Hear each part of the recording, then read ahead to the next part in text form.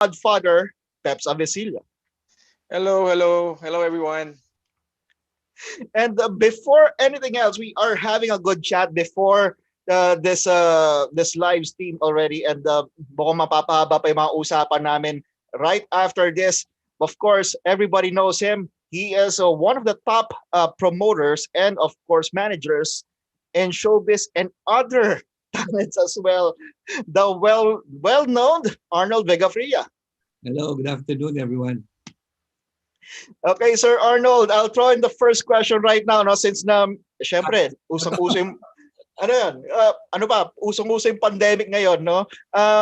Ever since this pandemic started, everyone had their lessons. Everyone had their realizations. And what was that for someone like you? What were the biggest realizations?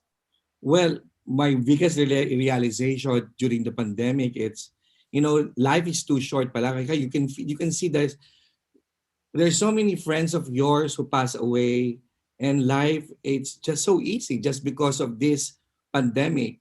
Parang you have to you have to extend your hands to the needy people. You have to spread the love to your friends and to your family. So that's what I feel during the pandemic. Parang money is not important, fame is not important. The most important is, you have to be safe, your family to be safe. And at the same time, you really have to extend your hands to the people, especially for the needy one. Right? Kayo ba? Kami. Kami naman I-realize. in-interview mo.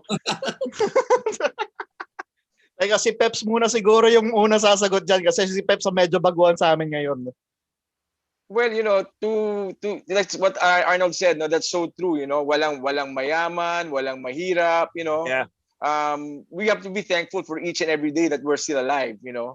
So it's really an eye opener, this pandemic. No, and of course it changes a lot of things. It changes the way we move, the way we live, and just so happy to be here in your show right now.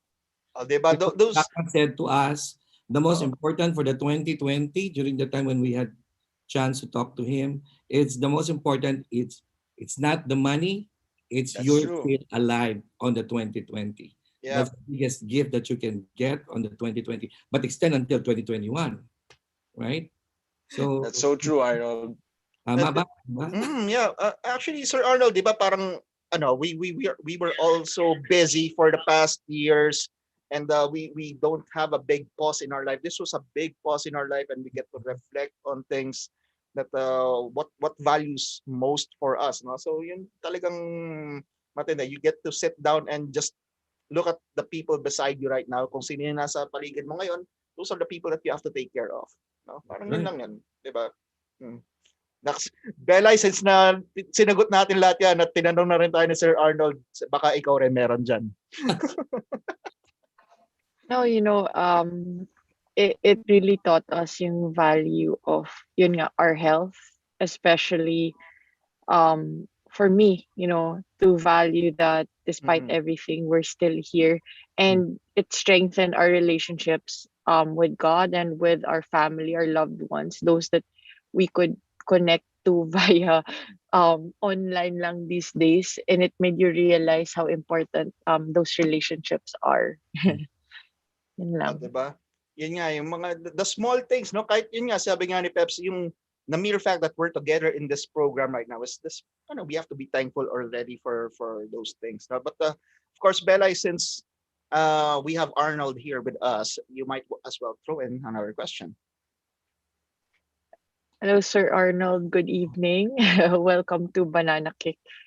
Nagulat ako. I don't know if you're familiar with the term banana cake. It's more of a football cake na old school na. Hindi ko nga alam kay That's so Ernest true. kung nagagawa niya yung banana cake pa Si until Peps now. nabutan niya, So, sigurado. so parang Term, di ba, in football? parang It's a curvy nag-swerve. kick. Yeah, It's it's a a curvy curvy kick. kick. So I guess fitting rin na curvy yung natin paiba-iba, so that our viewers have no idea what to expect next. So welcome po, sir, to your show. Thank you for making time for us. So I think we just wanted to know, I know you're a very busy man, but what specifically were you busy with and that you can share with us over this time? Mm. Events nowadays are not doing good because of the protocol of the government, no? Because of this pandemic. We're busy now with other, I'm busy not with about events or sports or pageant or TV shows or movies. I'm busy more now, and actually, to be honest, it's distributing vaccines. Where are the people behind this Sinopharm, this vaccine Mm. of Yeah. Sinopharm? During the pandemic, we're busy distributing test kits, helping people. That's part of the campaign of Senator Pacquiao when during the pandemic, during the peak of pandemic last year, we're helping people, and we get sponsors and donations from the other countries, the mga usually funds niya, and we bring it to the Philippines and give it to the people who are especially in the provinces. So, and the hospitals usually is those test kits, uh, medical equipments, and also food. That's where we're busy during the peak of pandemic. Until now, we're still busy distributing those medical equipments and that needs by the hospitals, and of course medical apparatus and medical supplies. And also this time are giving vitamins, and at the same time I'm busy now fixing this uh, ivermectin. This this now it's being approved by WHO. We're thinking for this is because we believe that this is going to be a big help, Mm, you know, to okay. protect our people with COVID. And at the same time, we can get more vaccines. That's why we're busy now of acquiring these new vaccines from China, which is the best vaccine that's what they said, and the most high efficacy, which is 93% for Asian Mm-mm. people, these vaccines of Sinopharm. So I hope the government of China will help us to bring this, and we ordered, and they allotted us, the government of China allotted at least 30 million vaccines, and these 30 million Wow. vaccines can help, to give these to our people. So it can be include vaccines like Sinovac, Pfizer's, and Moderna, and those vaccines, pag pinama mo yan, baka buong Pilipinas ma-vaccine natin. Like Yeah. USA Uh-oh. or Singapore Yes. or China or other Asian countries now marami nang may vaccines. So that's going to be a big help. That's why I'm busy now. I'm not busy doing films. I'm not busy producing all of those. I'm busy now of charity and other things that we can help, to raise funds to acquire those And getting the country back back to its normal. feet, On no? its feet. Yung Yeah. big Amazing. responsibility right there. Yeah. I'm busy Anyway, now. So I hope yeah. the government, the FDA will help us, will support us, and of course our Philippine government, and of course China. Mm-mm. Okay, Sir Arnold, I have read somewhere, no, and I think one country is giving Sinopharm to kids. Uh, Mhm. si- giving Sinopharm to kids. Now, Mhm. is this the vision? Kasi I think we don't have one vaccine right now that is sinasabi natin parang for kids already, no? Okay, the Wala pa ba advantage of tayong ganon? Sinopharm, it's you can use this you can inject it for 3 years old to 100 years old. And Wow. I think this is Okay. the vaccine also that used by China and Middle East for the under people with underlying diseases. And this is the most effective. And especially for Asian kasi 93% yung efficacy niya eh. Mm-mm. So medyo hindi pa popular now because hindi pinag-uusapan sa Philippines. But other Asian countries, effective daw sabi nila. Wow. So ano talaga, no? I think with that tapos with your involvement here and the number of vaccines that you're trying to bring into the country, mapapabilis yung herd immunity natin once it comes in, no? Yeah. Yung mangyayari. And I'm busy now of organizing the fight of Senator Pacquiao hopefully this coming July, like last week of July or no or August. Okay. Peps, you have a question right there? Well, not really, but That's good, no? I mean, you shifted your efforts, no, from promoting, from and to to doing charity work, and that's really great that you get to help a lot of people. My question was that the vaccine that was used by our president? Yes, that's the one. It's China government or the China embassy gave him a vaccine. I think the president said that was actually yung inano ng kanyang doctor, di ba? Yeah. Para Was recommended by his doctor. recommended by his doctor because nga the Mm. president elderly na, at the same time meron siyang underlying diseases. So I think yun ang nirecommend ng doctor niya to use the Sinopharm. Wow. Because the other state leader also in Asia and in also Middle East and some part of Europe, they use Sinopharm. Mm. My question is, with these vaccines, I understand, no, like, if you intend to travel in the future, are we limited to traveling to Asia only, or you can travel anywhere in the world if ever that happens? No, you can travel anywhere in the world. Like I said, European countries, they use this. They acquire also Okay. Sinopharm. So they're being recognized all over the world. I think I saw some studies from New York Times. I think they said this is the number one vaccine from China. Mm. Oh, that's great. And you bring it into the Philippines. That's very good. And I'm Although reading a lot of it. Talagang yung Sinopharm maganda daw talaga. Oo. although it's kind of medyo a little bit expensive compared to Moderna or Johnson and Johnson or to Pfizer. Medyo mas mataas yung presyo. Konti lang. But you'll be safe. Yeah. And yung narinig ko talaga, it's good for kids and good for the elderly. Yun yung I think what is really important right now kasi wala pang identified vaccine for those brackets. Ah, Yeah. ito 3 years old to 100 years old. Yon. Okay, wala pa naman siguro nag 101 dito.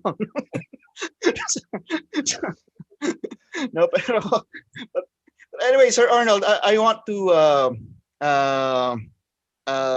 yung just ask, no, and address the elephant in the room, no. You've been in the news recently, in the sports news, no, and yung social media mo was flooded by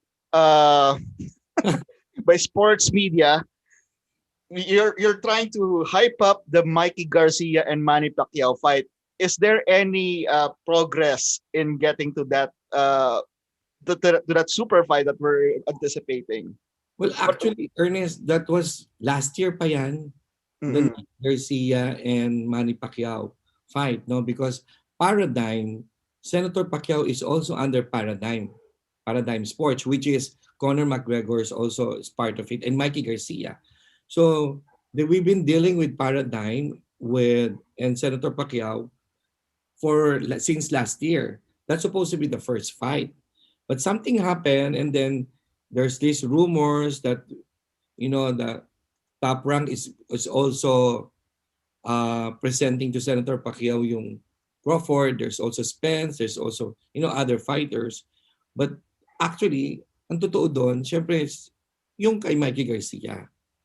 Ang totoo doon. So, since last year pa yung negotiation, now nagkaroon na ng positive this time.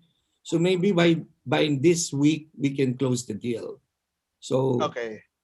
Senator Pacquiao also, we're waiting for the contract to be signed by him. So the other day, nagkaroon na ng Zoom meeting then with Senator. So Senator agreed na on the provisions with the Paradigm and also with the promoters in US. So I think this week we have an announcement na that it will be pushed through. Okay, so we will be waiting for that, and kasi there was no interview of you on confirming on what is going on, and I think we're the ones who's breaking it right now. Ko, di ba? Baka mamaya fake news pa ako.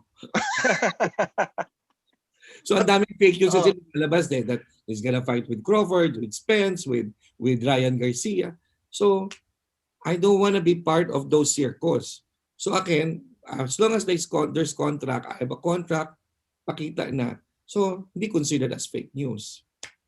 Diba? Okay. So we're just waiting for the contract. There's contract na, kaya lang syempre balik-balik pa yung contract hanggang ma-perfect yung mga provisions on both parties and also on the part of Mikey Garcia. Okay, so if you're gonna put a percentage on the bago tayo mag 100% na ito na. If you're gonna put a percentage, what percentage is that already? More, I think 90%. 90% na. 90%. So far, so good naman yung negotiation since last week. So we're just waiting for the final contract this, it's either tomorrow or Wednesday, according to the lawyer of Paradigm. So, and ang problema kasi parang we saw the US now, they're all open. All the venues are open, especially in Las Vegas, Texas, and also in Florida.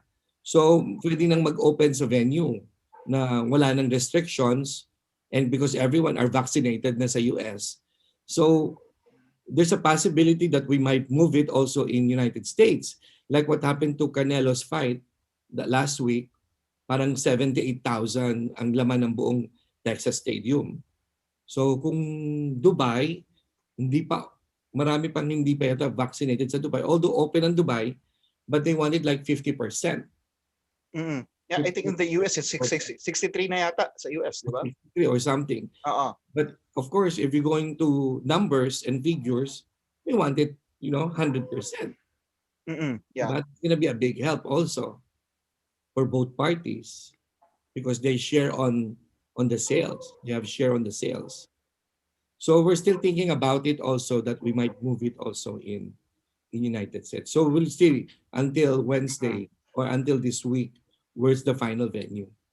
And Arnold, that's happening in July, no? You're saying? Yeah, because it's Ganun kabilis na, of Senator Pacquiao. Might be. Yeah.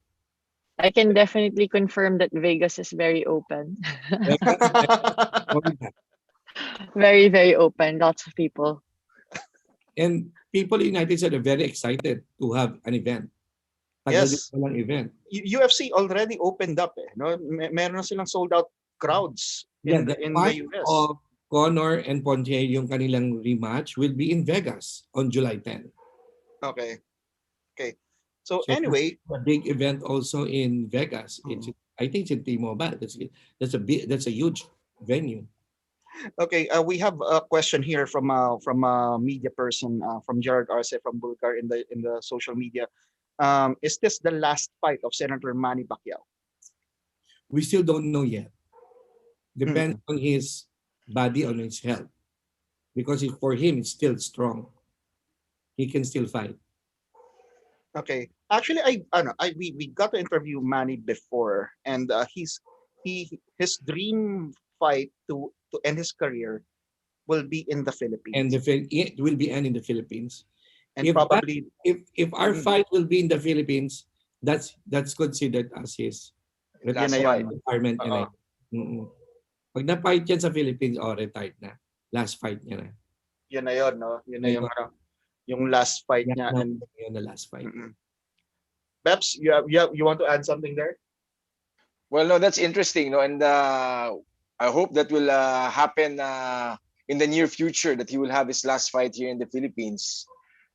We're hoping also that's gonna be good also for the Filipino people kasi, di ba? At least, and the last fight should be a big fight.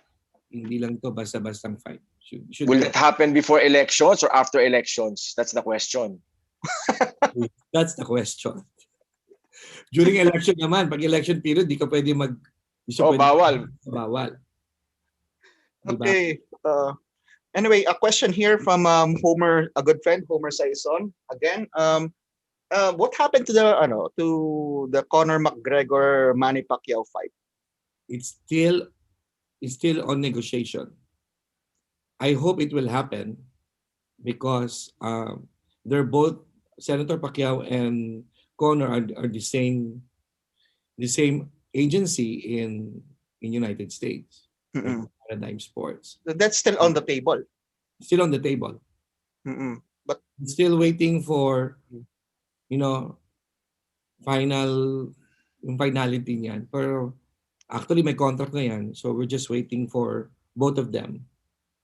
Arnold, if you don't mind my asking, if that happens, what rules will be followed? MMA or boxing rules? Boxing rule. Boxing time, mahirap na yung MMA. WBA, WBC, or WBO. Okay. Just making sure. W, di ba? Belay, Boxing bull. you want to chime in on that one? I think merong big offer si Conor kay Mayweather. Gusto mag-rematch ni Mayweather sa kanya. That would be something. Kahit sabihin mo they're off age, but it's still Pacquiao Mayweather. Mayweather also, I think mas matanda si Mayweather ng 1 year kay. Lumaban pa siya kay Jake Paul ngayon. Nasabayan niya yata yung promotion namin eh. Oh. Oo. No? Anyway, Bella, you want to ask something here? Mm-hmm. Yeah. So I want to pivot naman sir to your other the other one of the many things that you're very busy with and that was mentioned earlier.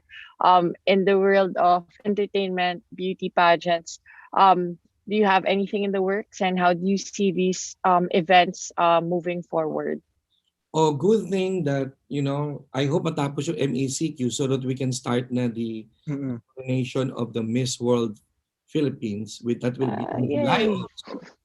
So, for people who are into pageantry are excited. That's me. I'm a closet pageant fan. Mas linya pa ni Bella yung line of I'm a questions. closet pageant fan. Yeah, so many pageant fans in the Philippines, diba? So right after this universe, so that will be by the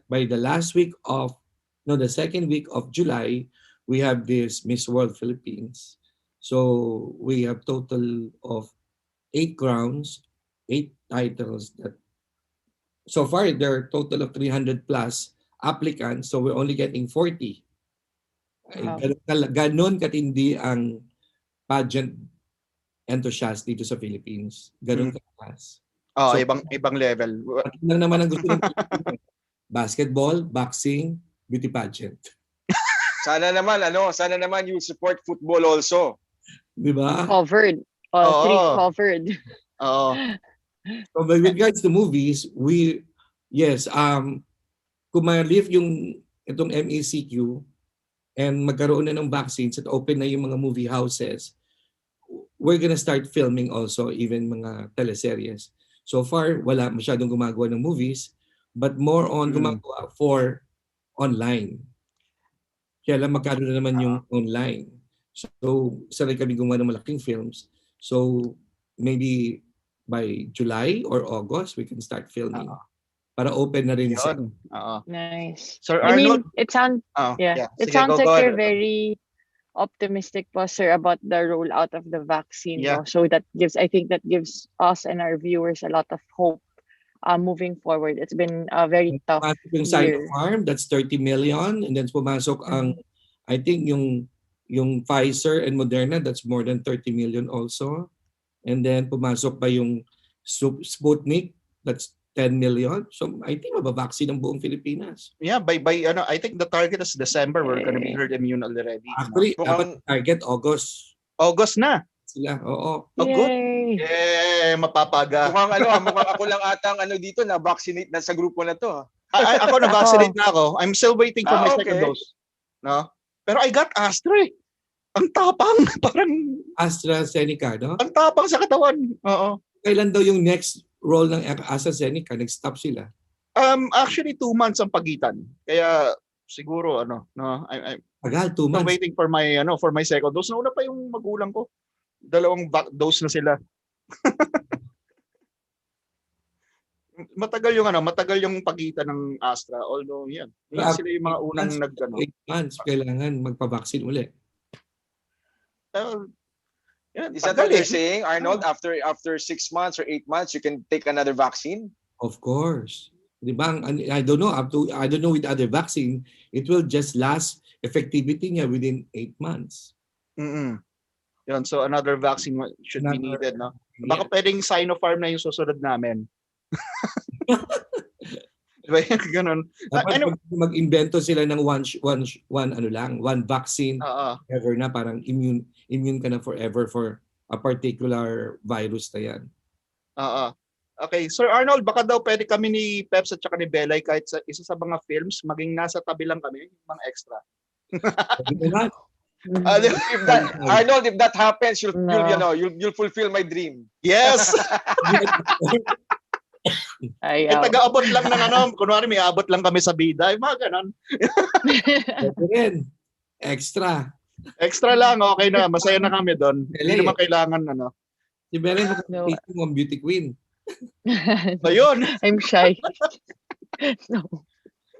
Nakakahiya. Okay. Another question here, no? Yung sinabi nyo nga sir kanina, July yung fight ni Manny. Mm. Di ba masyado maikli yung preparation ngayon for a July fight? Ngayon. Ano yan, Nag-start sir? yung training. Last April pa yata. Last week of April. He's now in Jetson, but he's doing training every afternoon or every morning. Nag-start na rin siya. So, parang okay lang. So, I hope mangyari this coming July, matuloy yung fight. Okay lang, tama lang yung timing. Usually, ganun lang kami. 2 months na yung preparation. Yeah. And you know what? If you announce something like this, like next week or if the fight pushes through for ano, sabihin nyo next week it's gonna go already. You know, the Filipinos will have something to look forward to. Yes. Diba? Mag-enjoy ulit yung mga tao. Excited to have big events, big fights. Yeah. Okay. Anyway, another question here. Yun na nga, ano daw? About money pa rin. No? I think I asked you this during the off the record segment natin kanina before we start the show. Do you have an idea what position he will be running for in 2022? Oh no. Wala pa may idea na ba kayo or may feeler ba kayo or what? Well, a lot of people pushing him to run for president. So, Okay. will depends on the numbers or depends also sa kanya kasi. Depende rin di ba? Ang pagiging president for him, it's calling yan, di ba? Depende yan kung talagang merong pinupush siya ng maraming tao, maraming not only people but also the other politicians and other businessmen pushing him to run for president. Parang alternative siya. But of course, to run for senator, definitely maglaran yan, babalik sa Senate. But for a higher office, depends on the numbers, depende also sa kung hindi niya pa na-decide kung what position ang iraran niya, kung going to the higher office or going to maintain being a senator. But if there's a big chance, of course, pwede siyang mag-run for president kung magkaroon siya ng opportunities, di ba? But as of now, parang busy muna siya of helping people. Ayun na, nasa ano siya ngayon, Mindanao or Visayas. Ikot-ikot naman siya. But tumutulong siya quietly. Hindi niya kailangan pang, i-advertise kung nasaan siya. Yeah. So it's just waiting for the right sign. The right sign. The right sign from everywhere. Baka kung saan dumating sign na yun, no? Kung what position natatakbuhan. Siguro by October, baka pwede na yan mag-decide kung saan siya. Which is, ano na yan, by that time, sinasabi nyo nga, pwede na tayong herd immune na nun, no? Pwede na tayong, pwede na kami may peps mag-extra sa mga pelikula. By that time, nanalo na siya sa laban niya sa July. Yes, oo. Baka ba isang fight pa kami ng November or December? Okay. So, anyway, another, sige, we jump na, kasi I think kaninang umaga, si Kenneth Duremdes was in the PSA forum, no, telling everyone that the next MPBL could be in a bubble with 19 teams. No, anything that you want to add up to that, that you can also fill us in sa plano ng MPBL to restart the league? Well, kung pandemic is still very high in the Philippines, definitely bubbles yan. Tama naman si Kenneth. But kung mag-open at magkaroon ng vaccine, ma-vaccinate ang Pilipinas or even just Metro Manila, maybe we can just open it or i-allow na ang sports, i-allow na yung mga big events ng IATF or ng government protocols. We just do, of course, we want it open na to public.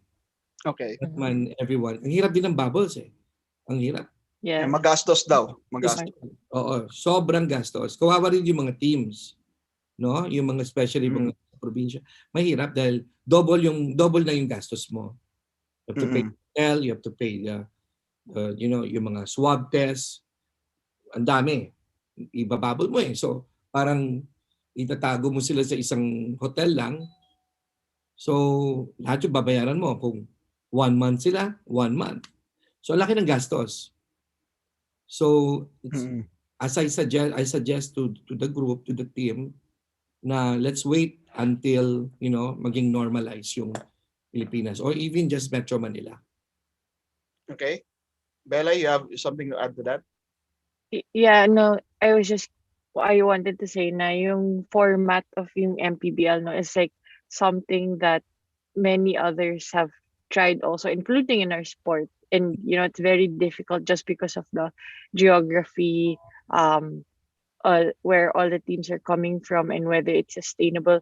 Sir, what do you project the sustainability of the MPBL in the coming years, especially for yun nga, what you're saying for the different provinces?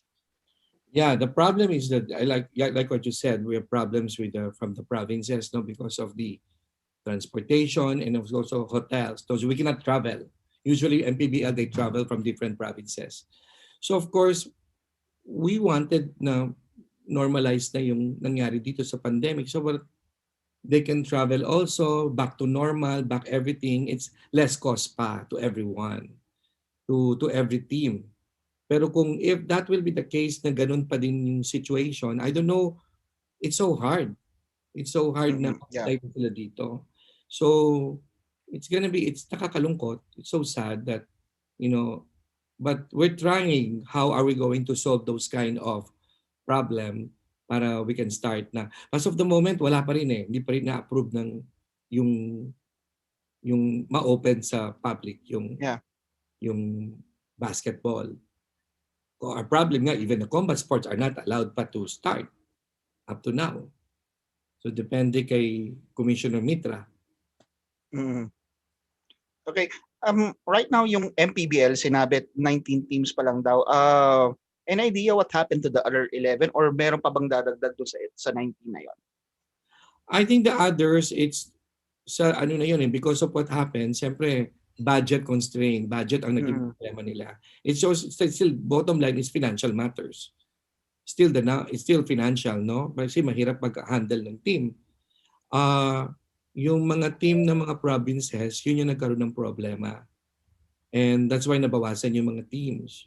But of course, kung maging normal na yung Metro Manila, baka bumalik na yan. Maging normal ang Pilipinas uli, babalik yung mga teams na yan. So we're being considerate naman of all the natin. But di naman ginibap yung kanilang franchise. Okay. So just to clarify, no, are we leaning to a bubble or medyo closed circuit type of resumption ng MPBL? As of the moment, I think the last time, it's bubble. Kasi yung last namin bubble, di ba? Mm-mm. Bakit Mm-mm. bubble? Kung by July, it's still may restrictions pa rin. Mm-mm. Pero kung wala by the month of July, walang restrictions, syempre okay na yung naka-open. And yes, Peps.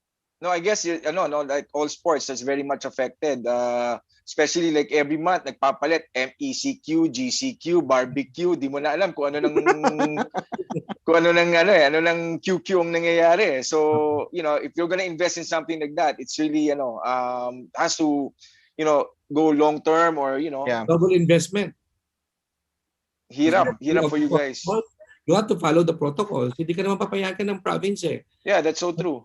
Like what happened, we were in SBMA. You really have to follow the protocols. Very mahigpit ang SBMA. Yeah. Yung venue. Even the hotels.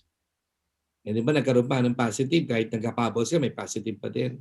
So hindi nakalaban I think, hindi nakalaro yung Basilan. Yeah, I think Yeah, that was oo. also a controversial call, no, during the time. Mm-mm. So That was a controversial also. So but we can't do anything. We have to follow the protocols of the government or else tanggalan kami ng lisensya. mm-mm. Okay, anyway, sir, ito nga no, isa pang nagtatanong dito no. With all most maraming leagues ngayon are turning pro. MPBL will still be semi-pro or is going pro in the future in the plans? I cannot answer that. It's still on talks pa yan up to now. I Mm-mm. think only Senator Pacquiao can answer that, or it's still on negotiation and still on talks what they're gonna do. It's either make it professional or still an amateur league. Okay. Have you Right. considered changing like or adapting a different format? I mean, you're talking of big teams like may 3x3 parang ganon, smaller number of Yeah. people. Oo. Would Parang that wala, be an option? walang options yon up to now. Wala pa. Wala At pa. Oo. I can say for now, maybe we can maybe I can suggest that.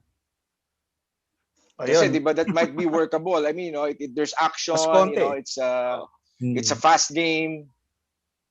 Might be something new also to look at or to watch. You're not maintaining so many people. Yeah, you're right. Maybe we can suggest that. Pero wala nang paano pa yon? Parang wala na masyadong interest kung ganon. Well, I guess everybody's adapting Wala nang to excitement, technology. di ba? Everybody's watching through Zoom or whatever format. But live naman Yeah. kami sa TV. We're live on TV. Basta pag may nagdre-dribble na bola, maggusto na ng Pinoy. Oo. Hindi. Pero I think it's a completely different game nga. Tama naman si Sir Yeah. na, Oo. it's really gonna be, maybe it's like a different, yung Yeah. ibang Iba conference, flavor. 3x3. Yeah. Another Pero, concept. but it's good nga the 5-on-5. It gives a lot, we have a lot of players in the country and it gives them, that Opportunities. chance to, yeah, To to play. work, to be At work. semi-pro, and to be seen by other leagues as well. So it's really a good, and if it's going to be able to start soon, it's even more positive for sports fans like all of us. Okay. Anything more that you guys want to ask before I shift on to another interesting topic for Mr. ALV right here? Okay, so anyway, Sir Arnold, sa sinabi nga natin kanina, yung sinabi niyo combat sports is on hold right now, and syempre hawak din natin yung URCC, Yeah. and there was an attempt to start it on December, but yun nga hindi yata nagtugma yung It goes protocols and everything. because of the bubble nga, di ba? Mm-mm. Bubble na naman yun. So when we go to the numbers, paano to? It's so expensive because all Yeah. fighters will be bubble nga in one hotel, and Mm-mm. then advertisers nowadays are not interested in placing ads. So there's a lot of consideration. That's why I said to my partner, si Alvin Aguilar, Alvin, I think we have to reschedule na lang since hintayin natin maybe in the middle of 2021, it's going to be open na, and then even the advertiser will start coming in. So the bottom line here is still, it's easy to stage an event or to stage a fight. But of course, you go down to the bottom line, which is sales. We don't have sales. We don't have audience. Number two, the advertisers are not placing ads. So what will be the income of the sports? That's why Yeah. we start encouraging now the advertisers. Maybe in the middle of this year, we're gonna start the fight. We're gonna have the URCC because it's been too long already. It's been more than a year and a half that they have no fight. But we want to start in a big fight. That's why I want, that my jump start to be in a big venue, not like in Mm-mm. the usual stadium, ng small event. So if ever we're gonna open, I want it back to Araneta Coliseum, or we're gonna go have a fight also in Macau, because the objective of URCC now is to go to Asia na. Yeah. Go to Macau, go to Korea, or to Japan. Usually the hub is the Philippines, and then these are, other Asian countries, they go to us, to have fights also. But this one, we want them to bring URCC to the other Asian countries. So that's the main objective supposed to be for 2021 to 2022. Okay, so it's ano na Remember, URCC is a papunta na. local league. It's not Yeah. actually like one championship or the UFC. The URCC originated in the Philippines, started by Alvin Aguilar. Alvin, yeah. Yeah, so we're gonna wait for siguro by July or August. Sana okay na tayo with URCC ulit. We can have another fights. Marami nagtatanong din sa akin. Oo nga. And Oo. we are the only one who has 3 versus 3. Oh, ayan. Yes, oo. If you're aware with URCC, di ba? Oo, yung 3-on-3 na MMA, Peps, you gotta watch that. No, I know. That would probably be interesting to watch. Diba? Hindi parang wrestling na scripted. Hindi talaga. Totoo yun, ha? Oo nga, kaya nga eh.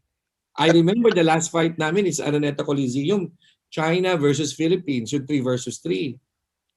Di ba? Nakawawa yung China talagang, oh my goodness, talagang lahat ng fighters nila nasa St. Luke's. Ang laki ng ginastos ko sa St. Luke's. Wala bang insurance yun? Oo, pati Korean. Yung Korean, Philippines versus Korea. Oh my God. Hospital din yung mga Koreans. Our fighters are really very good. That's why I know. We have a lot of good fighters here in the Philippines. we'll patronize URCC and at the same time we'll support. Advertisers should support the local league because they have to be proud because URCC is originated in the Philippines. They're the first one before one championship. Yeah, nauna talaga. Araneta yun. Alam ko. Araneta. Tama ba? Siyempre, paano naman tayo lalaban sa one championship? Ang financier niyan are Singapore banks. Yes. China company. So, mataas ang malalim ang bulsa nila. Ako lang kasi Alvin. So I'm asking help from advertisers and to support us para we can maintain and sustain the same thing in MPBL. The question nyo kanina, how are you going to sustain the MPBL? Of course, kailangan i-sustain yan through sales and to the support of the people, of the Filipino people. Without the support of advertisers, magfa-flop. Yeah. Diba? We cannot sustain without the help of the advertisers. Yun lang yun. Kahit maglabas ka na maglabas ng pera yan, walang return of investment, paano? Hindi na pwedeng i-stage ulit. It's not gonna be practical and it's not gonna be healthy for the company. Diba? It's important for the league and for the organization. Kaya sana nga bumalik ulit yung mga advertisers para we can sustain and maintain, the sports business, the sports here in the Philippines. In speaking of Senator Pacquiao, he's calling me now. Talaga? Please call. Sige, muna kami muna mag-uusap dito, in regards to that, when we wait for you. While we are going to be interrupted by the Senator Manny Pacquiao. Pero yun nga, Bella, This is a first. May phone-in question yata. Baka may announcement, Bella. Baka pagkatapos niyan meron na breaking news dito na yun nga kung ano yung mga pwedeng i-announce na dito habang naka-show tayo. Pero Peps, push natin yung pag-artista. Okay na ako sa paggagawa ng pizza ngayon. Okay yun. Next week ayusin natin yung pizza na yan. Oo. Yes. But, yun nga, Bella, di ba? Pero there are a lot of things na parang na-hold off dito sa pandemic, and I'm sure if it wasn't for this pandemic, siguro Manny would have had 2 more fights. Di ba? 2 or 3 more fights. Diba? It's been a year. And usually every 6 months ang laban eh. So maraming kumbaga totga na na nangyari ngayong taon, no? And football nga, at least we got a go signal for football to start already sa practices, di ba, Peps? Yeah. Well, that's good news. I mean, interesting to see, if other sports nga, there's been a long hiatus. We see internationally, meron talagang prone to knock on wood injury and these types of things na parang di gumagalaw yung body in the same way for over a year eh. So yeah, that's so true. Interesting to see, for combat sports how this will affect also the preparation and the matches themselves. Yun nga, basketball is already doing it, no? Mas malaki pa nga yung organization ng basketball, and siguro by third quarter. Anyway, Sir Arnold Oh, is back. sorry, I have to answer my boss. May breaking news ba tayo dyan? Mahirap siyang makontak kasi he's now in the provinces. Okay. Kasi probinsya ngayon sa iba-ibang probinsya. So, Yun. hirapan ako makakontak sa kanya. Sige, tapusin ko daw muna ito. I'll get back to him. So anyway, so where are we now? And, Yun na nga, you know, and anything more, guys? Kayo, meron pa ba kayong gustong idagdag na tanong, no, before I ask this question to Sir Arnold? Okay na? Okay. Yes, I'm okay. Okay. Anyway, sir, this is one thing na, syempre, let's play the what if game here, no? Kung walang COVID, what events could have happened during these times for you? oh, lahat. Lahat ng big events siguro ngayon. Left and right. Okay, ano yung mga nakikita mo na parang siguro top 3 na ng panghinayangan ka na hindi natuloy? Well, supposed to be yung URCC. They're supposed to be by 2020, 2021. Nasa ibang country na yan eh. Parang UFC na rin yan na, parang one championship na rin yan na, Yeah, oo. that we can go to China. We have some commitment to China, to Macau, and even to Middle East. Of course, we're hoping that we can have one fight, even one just big fight in Las Vegas, that we can invite some fighters from US. But it never happened because of the pandemic. But of course, in yung MPBL should be, I'm sure there will be more provinces who will join, more teams will join to MPBL. And for the boxing naman, I'm sure matagal na nagsimula yung malalaking fight ni Senator. No? Baka nakadalawa, tatlong fight na siya. Yung fight na yan. Since last year nga, ni zero. Hindi kami wala siyang fight because of the peak ng pandemic. And of course, with regards to the movies, we can make a lot of films. No? Now, we can have a lot of films or any project for Netflix or for iFlix. And for pageantry naman, siguro si Bella ay nakapanood ka na since 2020 pa ng Miss World. But this time, yun nga na-hold because of this pandemic. We can have bigger events, big and more interesting and more exciting events. Yun yung mga parang thought gun natin, no? Yung mga opportunities na nawala. But anyway, this is the new normal. We're creating new opportunities, kumbaga this is a good time for us to recalibrate. Now, what we're doing, parang hindi masyado maganda, no? Maybe on a restart, we can do this even further. But yun nga, yun lang, tumanda tayo ng konti ng isang taon. Bumata nga kasi renight of 2020 eh. Hindi siya counted. Hindi siya counted sa pagdagdag ng edad eh. No? 2020, di ba? Oo. Reset yun, reset. Negative. Okay, anyway, I think our time has run out, no? Pero yun nga, I think sir, you have more things to na marami pa kayong asikasuhin, but we'll give you the floor right now, no? Anything that you want to promote, anything that you want to say hi to or whatever. Now is the chance, sir. Well, thank you for all the supporters with all our league, no? Especially the URCC, the MPBL, and all the supporters continuing supporting our league, our events, and also for the pageant. Continue, I know there's a lot of pageant lovers out there, not only sports. Just continue. I just want to say thank you to all the supporters, and I hope that the advertisers will start advertising of all these big events so that we can give also entertainment to the Filipino people and give pride to our country, especially for the athletes and for the beauty queens and for the actors and actresses and singers who are, wants to perform and act and to be the pride of our country. So us as a producers, as a promoters, we're still continuing doing all those good things to promote our country not only to increase also our economy. That's because promoting our country will increase tourism, will increase also, you know, our country when it comes to economy. So the only thing that I'm asking for is support and help, and especially for all the advertisers, so what we can, continue and sustain all of these big events.